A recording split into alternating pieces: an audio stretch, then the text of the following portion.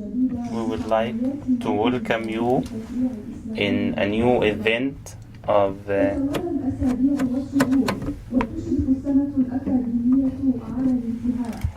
school. The college year is about to end, and we still have the ability and the enthusiasm to hold such seminars and to host specialized persons in different fields to give speeches and seminars in such fields. And we are keen on the jurisprudence heritage and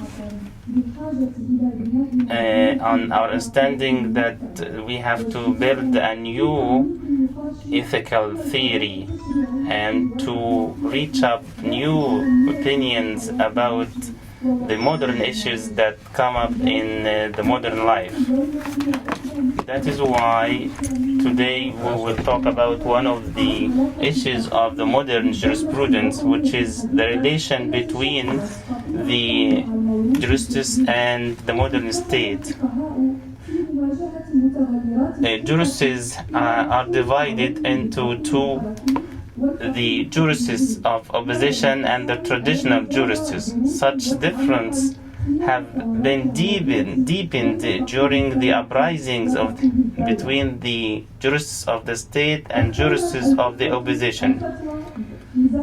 Fatwa in the times of revolutions between the Sharia principles and the desires and self-interests of the jurists is the topic of our today's seminar, given by Dr. Mu'taz al-Khatib, who is an assistant professor in the Center of Islamic and Ethics. He is also one of the famous presenters of Sharia and Haya in Al Jazeera. He has a PhD in modern jurisprudence. He is also keen on renewal of the modern concepts. He also works as a researcher in the Islamic Studies Center, as well as in the Center of Researches in Berlin, and also a visitor teacher in Beirut universities. He has a lot of researches and a lot of articles published. One of his most important books is about the Prophet Muhammad, peace be upon him, traditions and hadith. I would like to welcome Dr. Mu'taz al-Khatib to give his speech.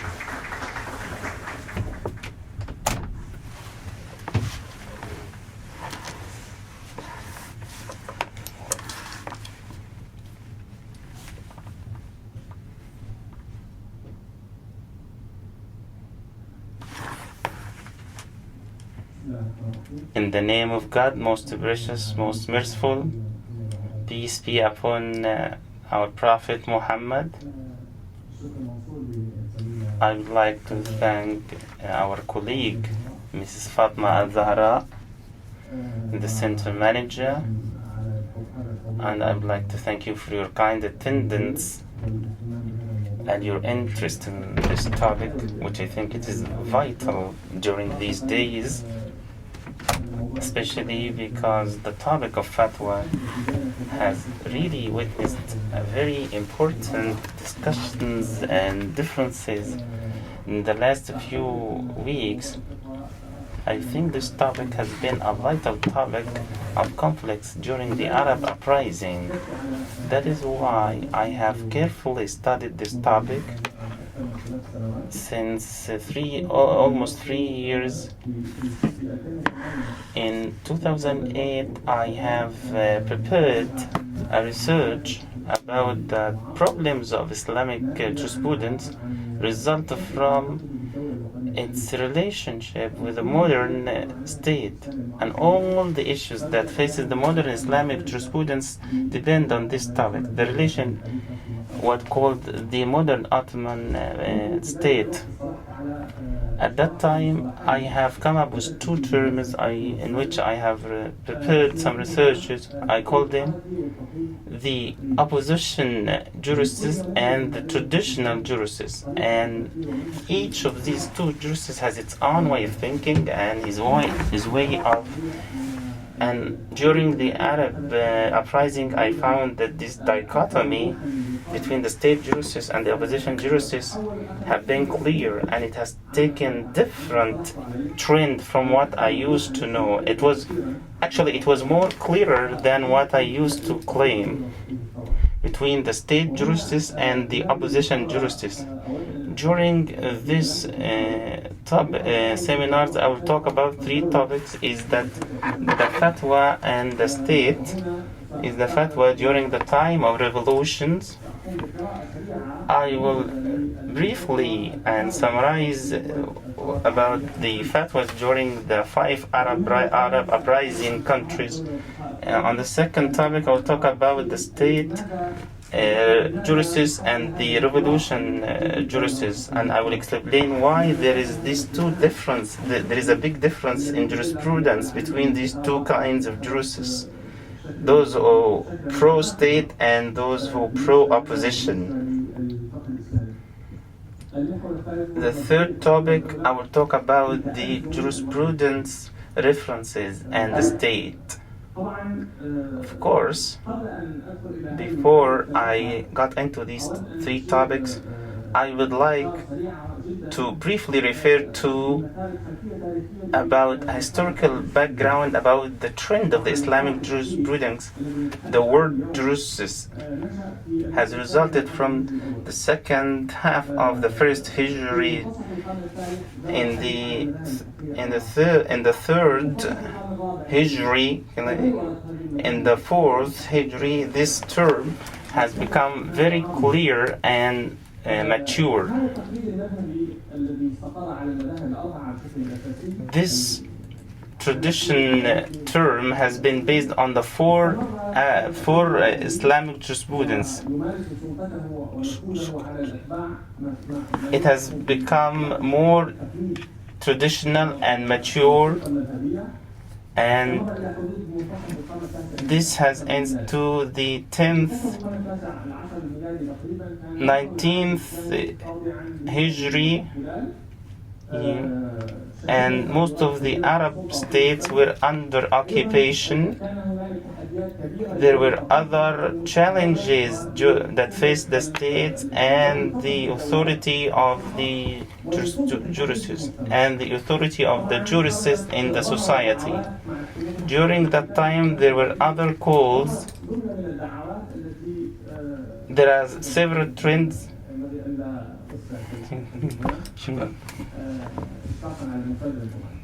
Thank you.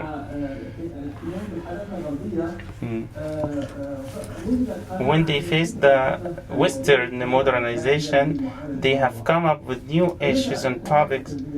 So at this point of time, the traditional term of jurisprudence fundamentalism has appeared. At that time, there was two trends: the trend for reform and trend for reservation. And at this point of time, we have moved from the traditional imitation of the four Islamic jurisprudence. During the 19th century exactly, all the reformists and all the Salafists have agreed that they will overcome the traditional imitation of the Islamic jurisprudence. At that time also there appeared a new trend that has caused a lot of changes, which is the national state after the end of the occupation.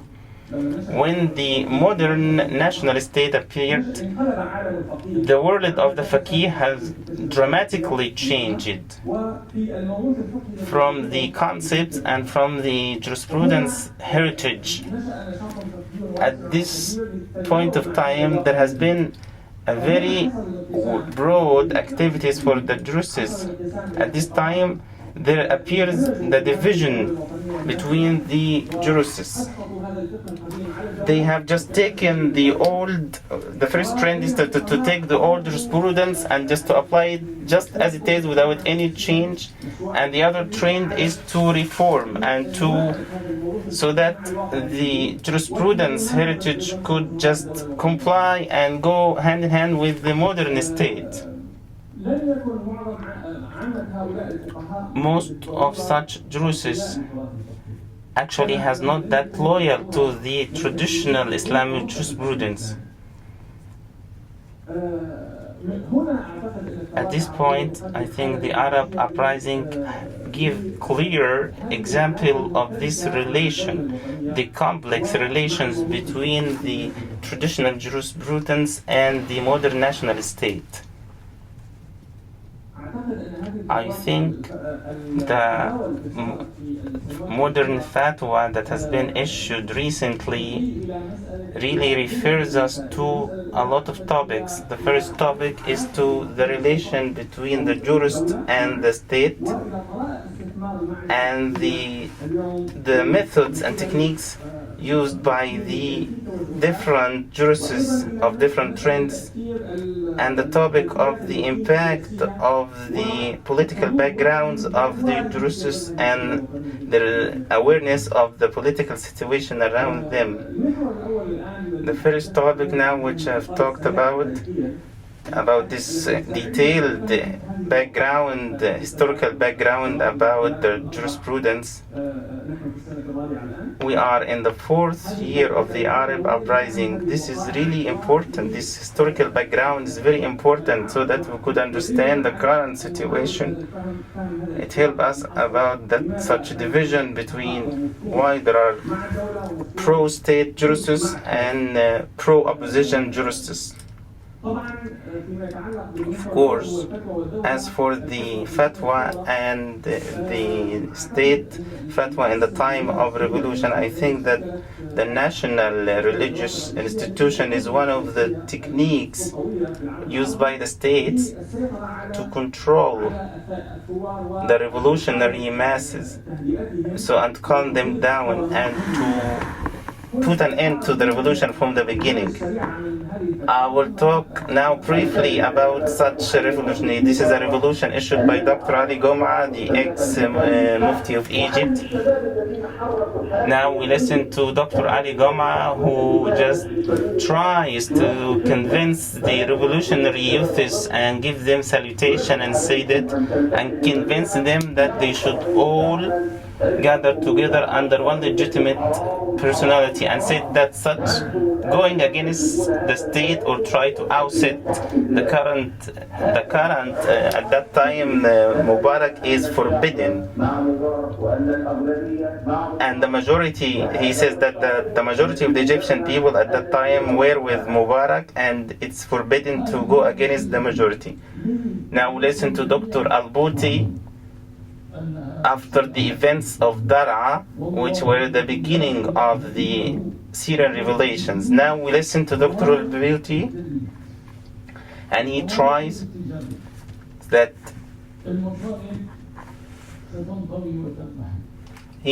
to convince the Syrian revolutions that everything would be just fine. Your rights, he is telling them that you will have your rights and everything would be just okay, but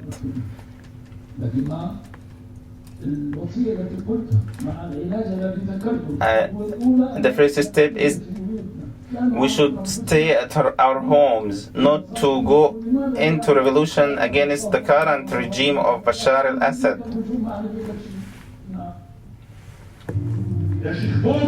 Now listen to Dr. Yusuf al-Qaradawi in one of the sermons at the beginning of the Syrian revolutions. And we listen to Dr. al-Qaradawi attacking the Syrian regimes and give legitimate ground for the Syrians to go into revolution against he's attacking Dr. Al-Bouti and wondering why Al-Bouti is backing up such a party or such regime which doesn't rule with the Sharia. it's, he says, the Dr. Kadar says that it's not properly allowed for any Islamic jurist to support or approve any family of the families that control more than 50 years against the wills of the population, the Syrian population. He says that that's the end of such time, and the Syrian people should have their freedom. And this is just sample of the fatwas that appeared during the Arab uprising. Of course, I will talk about each case in detail, in brief. As for the Arab uprising in Syria, we will talk about the suicide fatwa, especially for Bouazizi when he set himself on a fire. We noticed that there were the fatwas that has been issued during that time have not been under quite consideration at that time, because that the Tunisian revolution were quite surprising for all of us. Most of the jurists who were supporting Ben Ali have issued fatwas that suicide or attempt to suicide is one of the biggest sins, and whoever commits suicide shall not be preyed upon him, because in order to put an end to such behavior that could be imitated by others, this fatwa, as we see, totally ignores the context of the events of Bouazizi and put all responsibility on Bouazizi. It not only gives the legitimate religious opinion, but also gives messages, coded messages, in that the total responsibility is on the people, not on the regime. It is the people who should be reasonable and not to commit suicides, but they totally ignore that such incident took place because of the state's policies and procedures and dictatorship.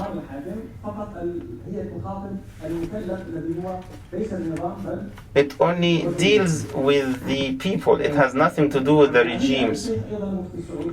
Abdulaziz al-Sheikh, the Saudi Mufti, also talked in the same context. However, he added that he criticized whoever just approves any of such practices, and says that those people who commit suicide has weak religion. And Dr. Yusuf al-Qaradawi, on the other hand, has different trend in his fatwas. He looked at the context. He said that this person was not totally free when he set himself on a file, but he puts the responsibility on the regime because he got all his people into critical psychological situation, and he prayed mercy for him. The announcement issued by Sheikh Al-Azhar was very cautious, because he generally talks about the general principles that Islam doesn't allow persons of human to just commit suicide. On the contrary, he said that committing suicide is illegitimate to express your anger, but what are the legitimate methods? Sheikh Al-Azhar did not mention them. Of course, in the Egyptian revolution, it's important to read the fatwas issued in the Egyptian revolution context based on the speeches given by President Mubarak, ex-President Mubarak. The first speech, he gives option for his people whether to choose the chaos or to remain in authority and he promised that he will take some actions to make some modifications. On the second day of the revolution, Sheikh Al-Azhar, that the continuation of the opposition and protests after all these guarantees shall be illegitimate, and this will be considered illegitimate, and whoever calls for protests are really will be in hell. On the same day, Dr. Ali Goma, the ex-Mufti of Egypt, confirmed the same meaning of Sheikh al-Azhar and added, and he allowed for the people to not to pray the Friday prayer, because Dr. Al-Qaradawi at that time called for people to go on a very huge protest. At that time they called it the million protest. He said, Dr. Ali Gama said that it's allowable not to pray the Friday prayer at that time, so as to avoid causing any trouble, or if someone feels that there might be trouble. His fatwa was based at that time some legal jurisprudence at that time. In the same context, Dr. Ali Goma attacked Al-Qaradawi, and he said that he lives in Qatar and he just doesn't listen to Al Jazeera. Then Ali Jum'a appeared on the same day on several TV screens, as if it was programmed that he will appear on these maybe more than 4 TV programs on the same night, and he talks about that going on protests is forbidden and that it is illegitimate to go against the regime. And he said that the whole world it's become clear that the whole world is Mubarak at that time. The total of such fatwas refers to the complete identification between the concept of what Mubarak said and the concepts are what is stated in other fatwas, because that they totally avoid any discussion or any jurisprudence argumentation or discussing Dr. Al-Qaradawi fatwas, whether it was wrong or right. They never go into a jurisprudence discussion. They just talking political issues only.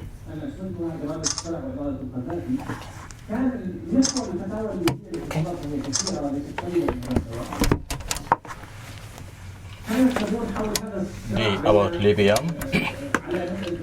the issue of integration between the Sharia, the rule of Sharia, and the will of Gaddafi and his political stance. Here I mentioned 3 symbols of the Libyan symbols. Sadiq al-Gharyani, who was with the revolution, he's one of the senior scholars of Libya. He called for the necessity of supporting the revolution, and he said that after Gaddafi took the mercenaries, it means that he shed blood and he made use of the mercenaries. And in this case, the revolution is a kind of conjoining which is good and forbidding which is bad.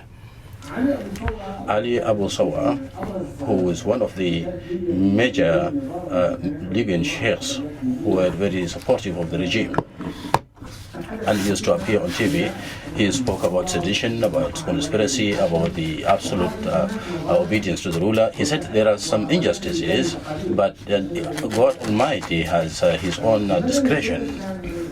So we have to just pray. Madani Shwarif, who is also one of the senior scholars, and he represented Libya in a number of conferences, international conferences, he said, absolutely, it is not allowed to call for the ouster of the regime. In another occasion, he stood shouting or chanting by the supporters of the regime that viva the regime. So here it is very difficult to differentiate between the justifications and political justifications and religious reasons, because the will of the Sharia was completely integrated with the Gaddafi's will. Also, the juristic justifications supporting the Libyan regime did not give any space for the speak about conspiracy, international intervention, about NATO intervention. So now the Yemeni revolution, it was very fertile when it comes to fatwa and the statements. Hardly a month passed without a statement or fatwa. But here, I mean two statements. One is signed by 110 scholars and tribesmen. This statement was issued after Ali Abdullah Saleh was exposed to an incident. The statement was calling Ali Abdullah Saleh to step down because of inability to perform his duties, so as to save blood. So the Scholars Association was very silent all the time, and when the statement was issued, then it was actually like an earthquake. So Ali Abdullah Saleh called a number of the scholars of the Fatwa, the association, to intervene, and then called for a conference, and they called it the Islamic point of view, during which they released a statement saying that acting against regimes is something haram by law and by Sharia. So look at this double standard between Sharia and law. And then they also stipulated that people shouldn't respond to these calls, internal or external. So this is a statement by the Yemen Scholars Association integrates political factors with the will of the state, and considers the security forces doing their duties is part of the duties, the Islamic duty, because of a lot of blood was shed. So these efforts by intelligence are kind of jihad by the intelligence forces. So there is integration between the cause of Allah and the cause of the state. So this is the official statement by the scholars. So there were some responses to this statement. So the Syrian revolution, the Syrian regime depended mainly on its official religious institutions represented in the triangle of the regime: Dr. al-Bouti, Dr. Ahmed Hassouni, the Mufti of the Republic, and Muhammad Abdul Sattar, the Minister of Awqaf. So these three exchanged roles, and they were synergized day after day in terms of and the content of traces, and the three of them entered into conflict with Sheikh Qaradawi, and they criticized Sheikh Qaradawi because he having stood by the revolution.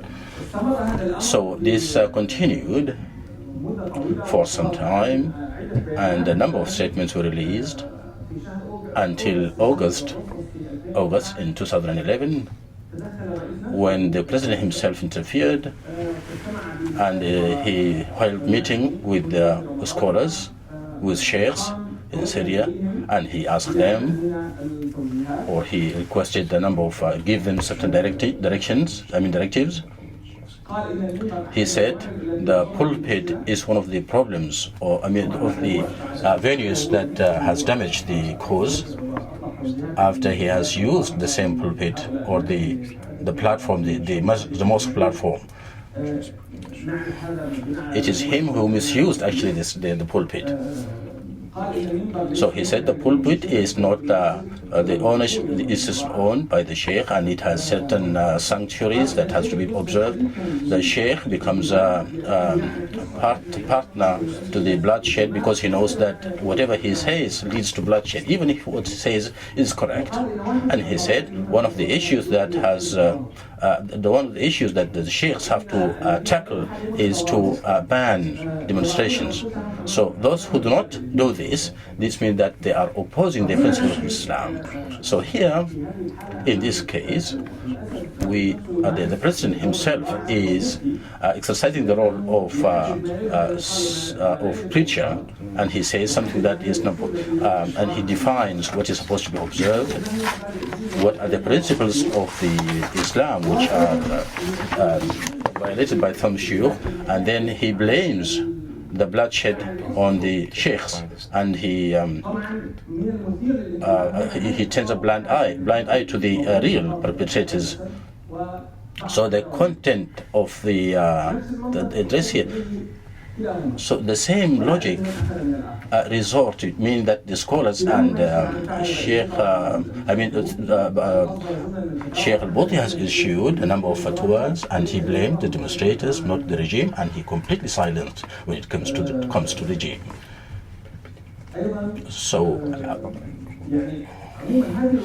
So these incidents in the 5 countries indicate that we have 2 examples of the contemporary faqih, or the mufti, the contemporary mufti, the faqih, or the jurist of the state, or the jurist of the revolution. Why this division? Here you can say that this division cannot be understood unless we return to 2 main issues. One is the issue of the political context and the knowledge of the Islamic fiqh. With regard to the first, the historical context of modern state, this leads to the question is to what extent the imported concept of the state, to what extent it is homogeneous or is homogeneous with the concept of Islamic Sharia. So the colonial period has left a lot of impact on the establishment of the state, or the structure of the state, the modern state.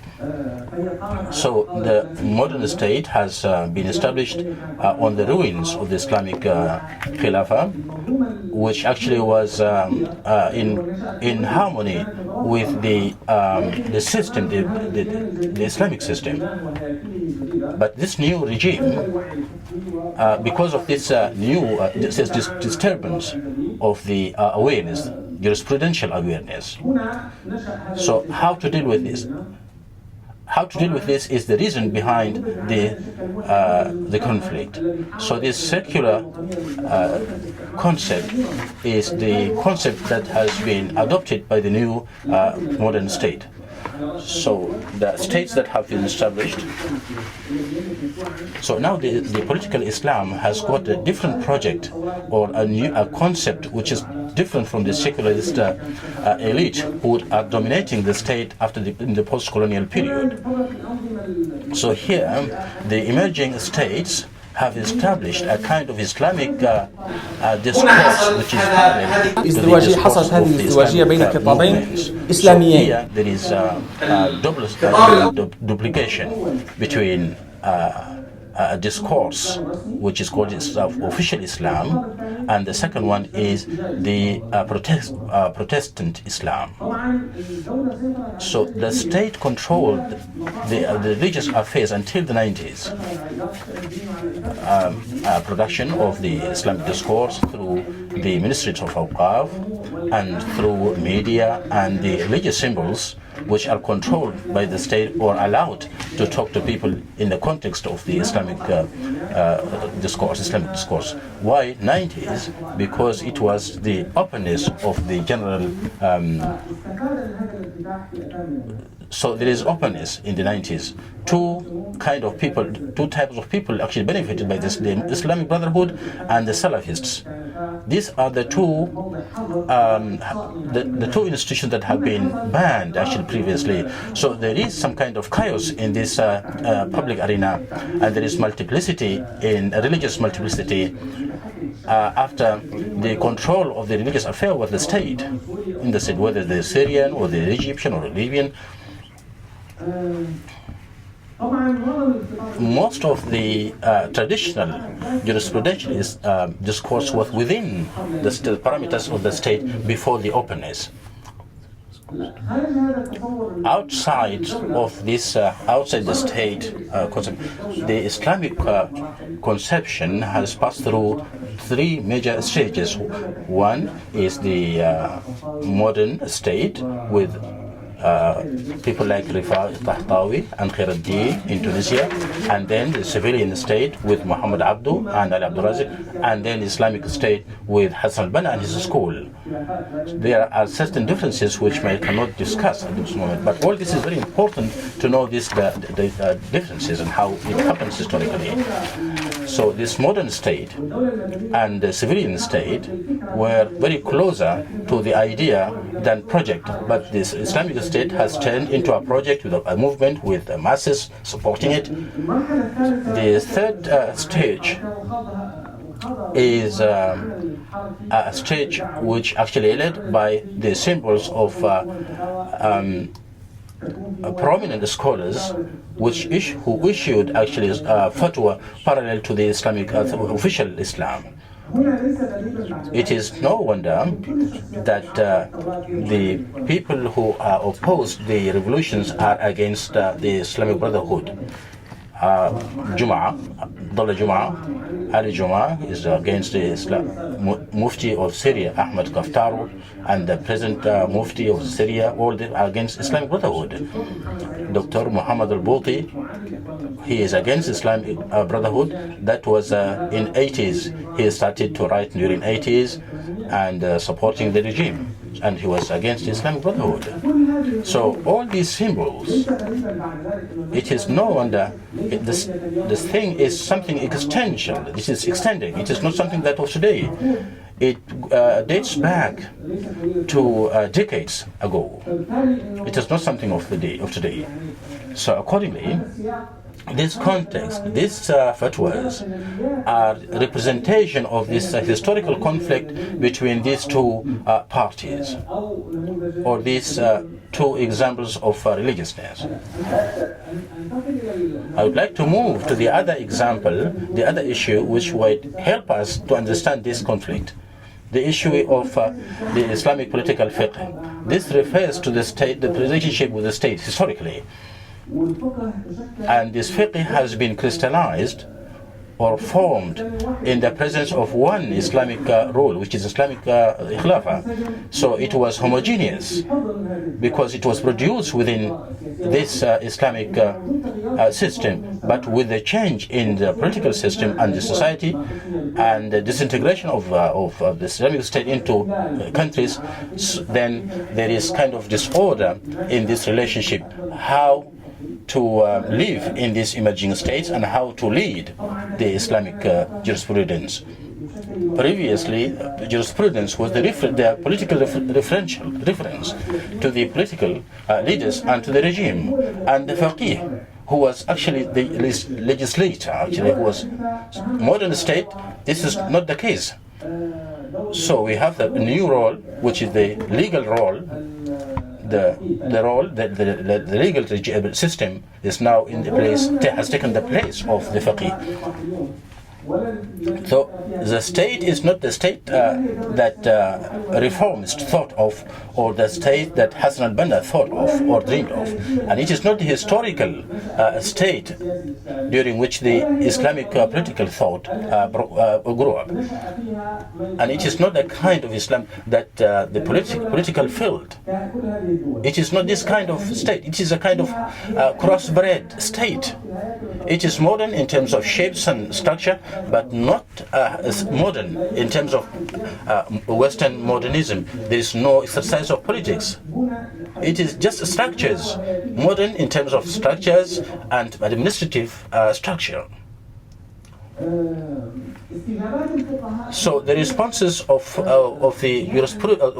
scholars responded according to this complication. So the state faqih, or the traditional faqih of the state, applied all the historical conceptions in the Islamic history to this state. So the imam here, which historically obeyed. Now the same president is to be obeyed. The question of sedition, being patient in times of sedition. The whole world denounced the people are with Mubarak, and the majority are with Mubarak. And this is the legitimacy that we are ordered to follow. And after that,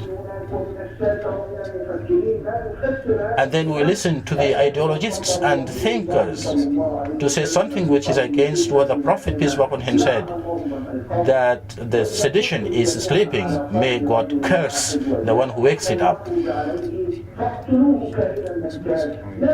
So whoever comes to you and wants to disunite you, kill him, whoever he is. So we are just reminding people that this fear God in the state, fear God in the legitimacy, and all these kind of demonstrations only lead to a very dark tunnel. The Prophet, peace be upon him, irrespective of how brutal or unjust the ruler is, it is, you are bound to listen and obey, unless he shows very overt kufr or disbelief. These people are representing the state, so they omit the state completely. So when they speak about obedience and they refer to certain discourses in the Islamic heritage, so here we cannot talk about the state. So this is what confirms. These are people who are paid by the state. So we cannot talk about modern state in the political terms, in what we know from the political thought. So this show the literal commitment to the to jurisprudential heritage. All of them look down upon demonstrations. So the Mufti of Saudi says the demonstrations are kind of chaos. Salahuddin Ibrahim, the Imam of Masjid Al-Aqsa, he said that the demonstrations are kind of Jahiliyyah act, and that the Salaf did not know this kind of revolution. There's really no kind of demonstration. They had no advice. The same thing said Al-Bouti, Al-Jum'ah said the same thing, and others also. So all of them agree on looking down upon this issue of demonstration, which is a concept of the modern state. Meaning demonstration is a modern state concept. So this is kind of paradox, living in the past and trying to apply the past to the present.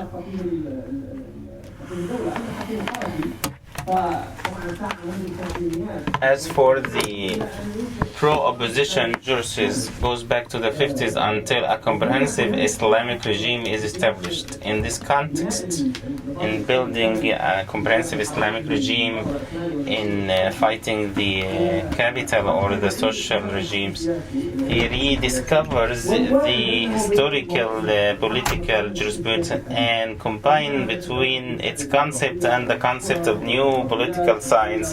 As for the concepts of freedom, politics, and the nature of the state, see this video clip where Dr. Yusuf Qaradawi talks about new concepts, the change.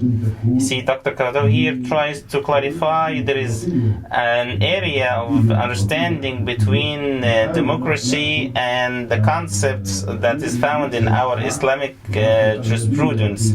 So when he talks about democracy, it's much more related to what we call in Islam Shura. So Dr. Yusuf Qaradawi here tries to combine between the modern concepts of Islamic politics and the Islamic political jurisprudence.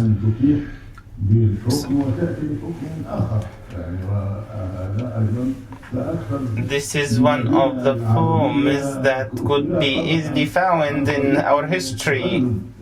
Most of the Islamic states have been established based on the military power. There is other way, which is the population revolution, people revolution. Of course, here the difference between the state jurists and the opposition jurists.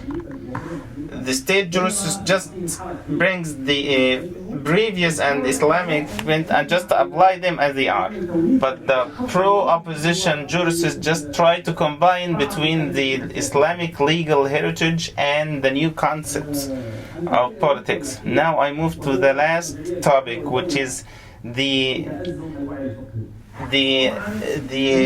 jurisprudential references and the state.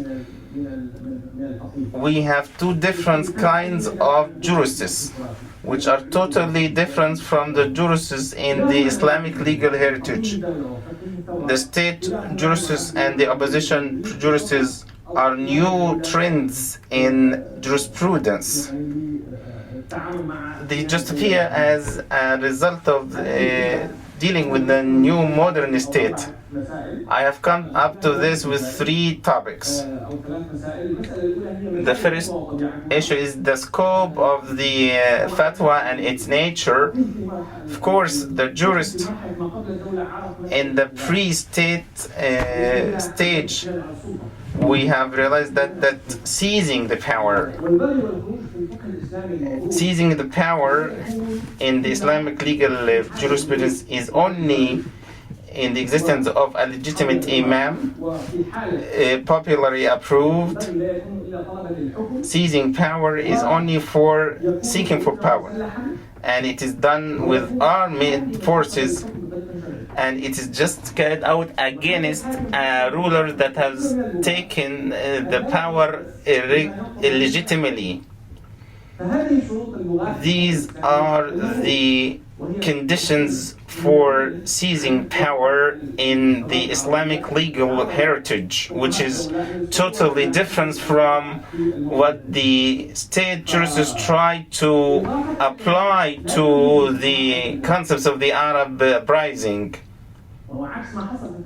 This is contrary to what happened in the Arabic uprising, which is killing the protests. Here we're trying to just take an old issue that has been in the old legal Islamic history and just apply it on our times.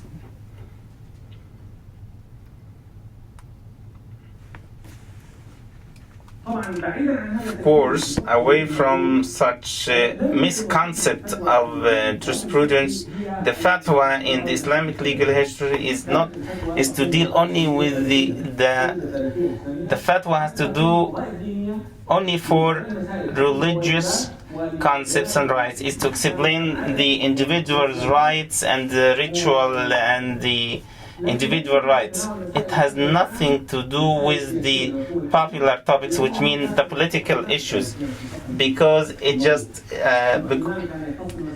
because the imam historically was responsible for the public affairs, except for the issues which has a clear Quranic context. But who approves or decides jihad?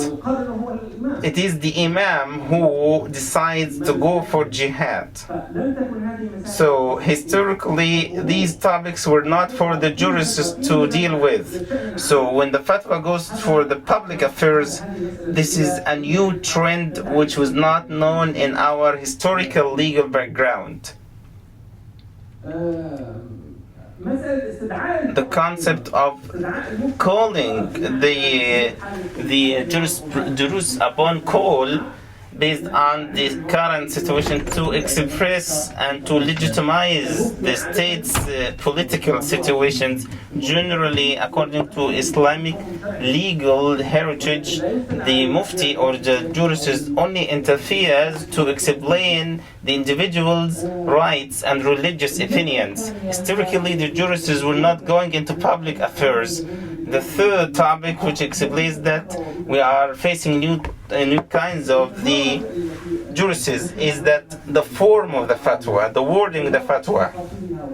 The fatwa goes beyond it, beyond the legal or just the jurisprudential language.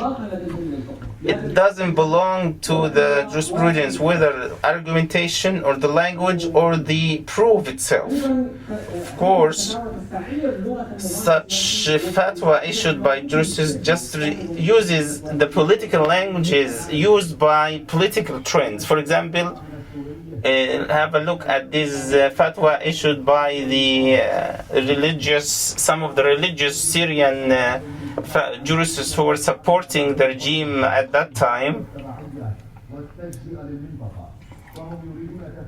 They just want to divide Syria as has done with other neighboring states. On that ground, the Supreme Islamic Council in the Syrian Republic calling for its people to carry out the legitimate right. Defending unified and united Syria is an obligatory duty for all Syrian people. And we call all our Syrian people. We will not go into detail. This is a political announcement. It has nothing to do with fatwa or jurisprudence, whether language or proof whatsoever. So we are facing a political language used by jurisprudence. Of course, this situation is repeated by Al-Bouti, by Ali Juma, and other state jurists. When Dr. Ali Goma salutes Mr.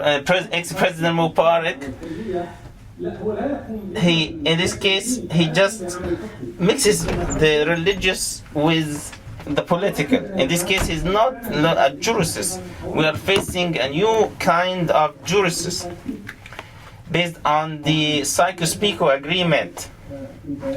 One way or another, in another announcement at the beginning of the Egyptian revolutions, he condemns the regional fatwa and international fatwa issued by international people which tries to interfere in the internal Egyptian affairs. It's kind of language in line with the wording we find at the beginning of the word issued comes from the national concepts of the Egyptian and expressing how their nationality towards their own country, and we then find Allah, Rasuli, and Ijma' Muslimin, God, His Prophet, and the consensus of the Jerusalem. So they are mixing the religious talk with the political terms, and the foreign interference. This is an international fatwa, so it doesn't use the word enemy.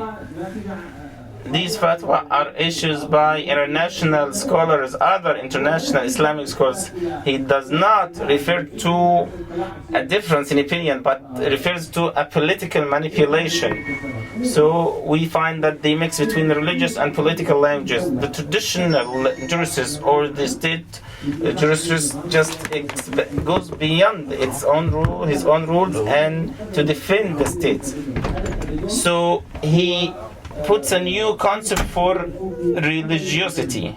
This is a Sufi religiosity, which is Qadari and Jabri. This is clear in different situations. For example, the chief jurist of Saudi said the Imam is responsible for example, Al-Bouti say that protests in Syria is such a kind of anger from God against its people, his people in Syria. There were very common praying for Al-Bouti. When he used to pray for the head of the regime, Bashar al-Assad, we say that praying for God that in a way that clears that he is a Sufist. The same thing has been done by Ali Jum'i when he talks about Al-Sisi, when he says that may God help you in what has a science for you. Such a kind of religiosity is Sufi, Qadari, Jabri, which makes it clear that the state jurists are in complete obedience for the state and its political power.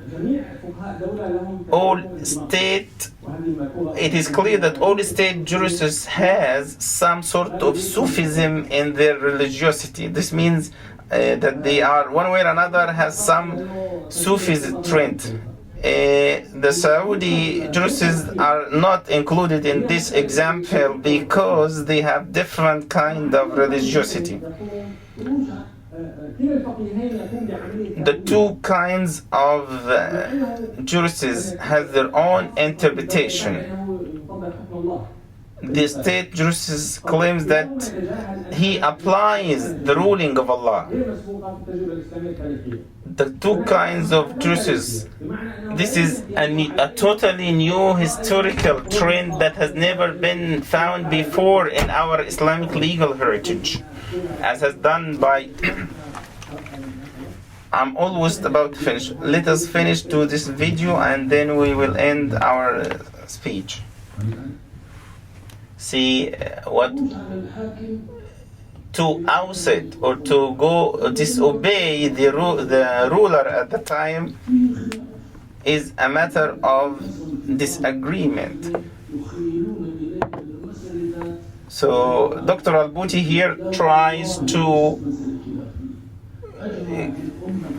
there is a total agreement between all Islamic scholars. If there is one Imam, Imam An-Nawawi is a widely known scholar that. So what we hear that he says that there is a total